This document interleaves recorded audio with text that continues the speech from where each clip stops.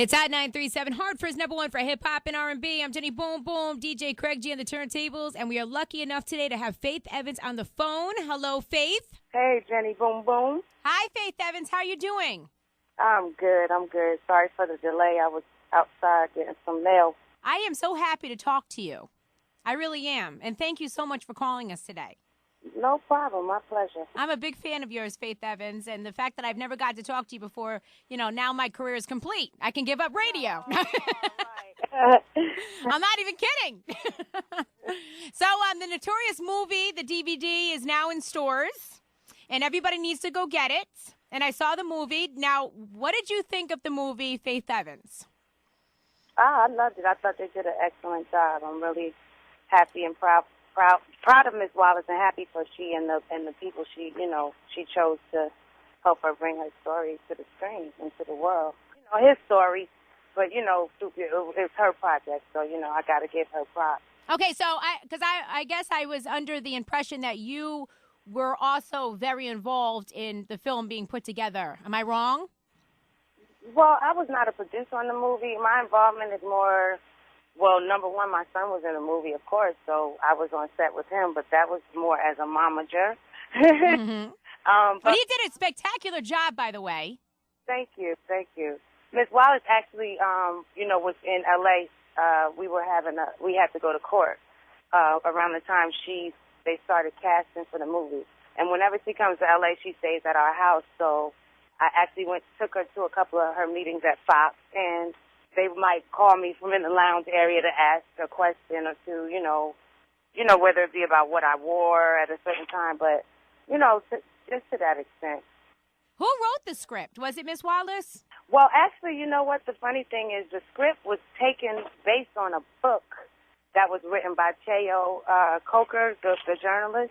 Oh, okay. And so basically that's the thing, a lot of the confusion about the story itself. It's not like one story. This is like everybody that was around Big, pretty much participated in the writing of the book. Now, they took what they wanted to from the book and from people's accounts and interviews to make it into the script. But the script was based on this book.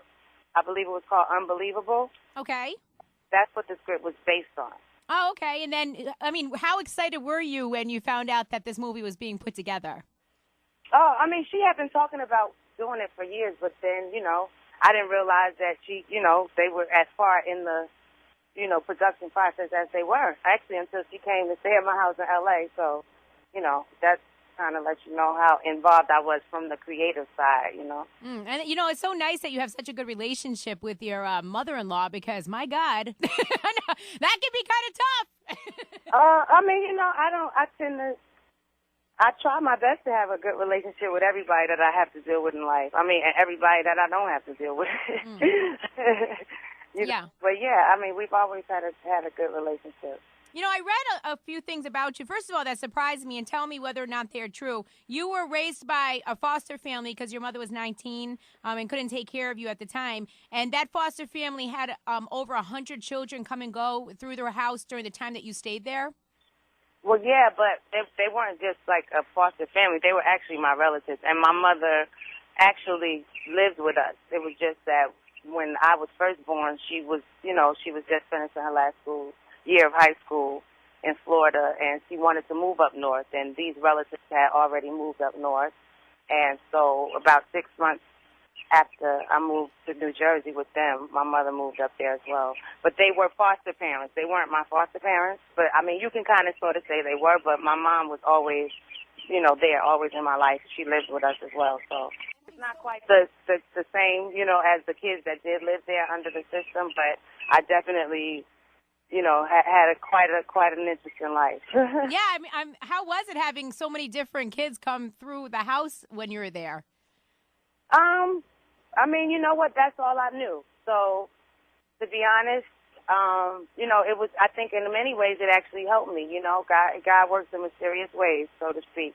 Because, I always had a million cousins, so didn't have to worry too much about having someone to play with, right? Problems. Faith, I also read about you that you attended Fordham University for about a year to study marketing. Are you still interested at all in doing anything with marketing at this point in your life?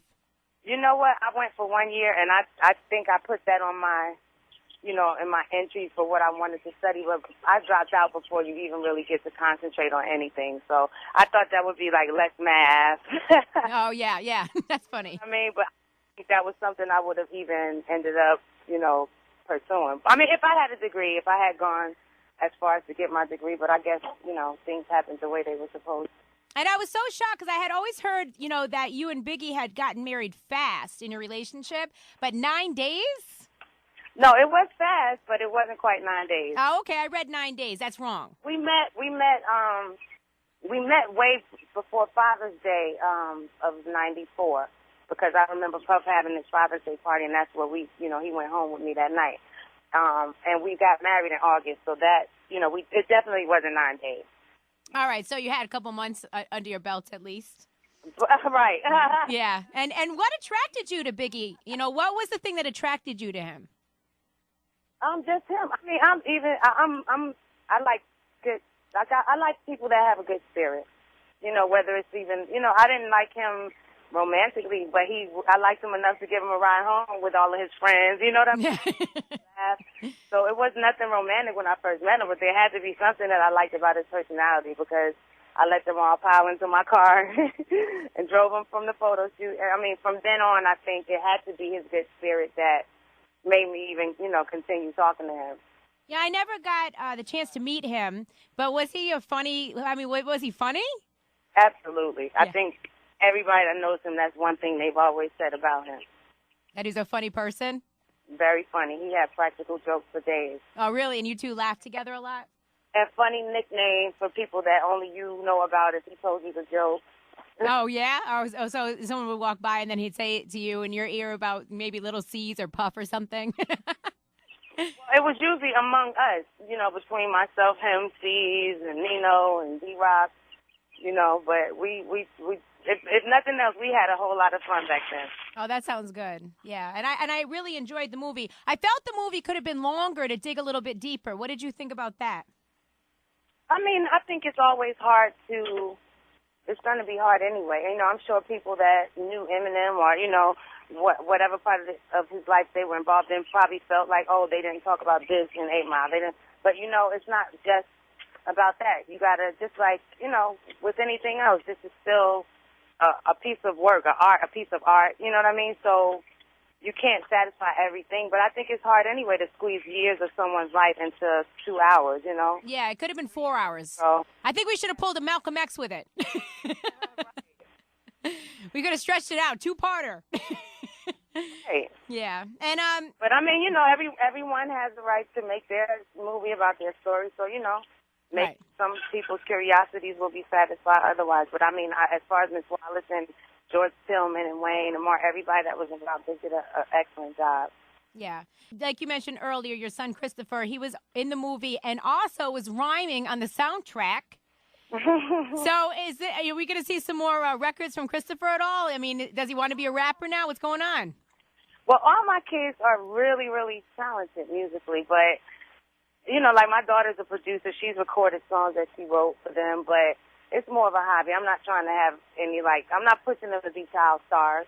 I developed a sitcom that I'm getting a lot of feedback from, so if it is picked up, I mean, my kids may be in it, but that's different because I'm there. It's my thing, you know what I mean? But I'm not about to push them out there to the wolves unless I can be fully in it, and I'm still trying to get my hustle on, too. So it's hard, I would never do that right now. If that movie wasn't what it was, he would have never been leaving school to do that. He was just starting middle school, and he was getting too much attention, and the teachers were probably looking at me like I was crazy for pulling him out to go film, but that was a special project that, he had to do. And he got it honest. He actually was the last to audition for the part. Oh, really? Get the part because he was his son. You know what I mean? He got the part because he went in there and impressed. They were very reluctant, the director, Mm-hmm. They didn't want it. But he went in there and really, really did his thing. So I was really proud because he's like the shyest out of my kids. So that was a surprise. Was that his acting debut then? Has he never done any acting before that? No, never. Wow, he did such a good job. Never.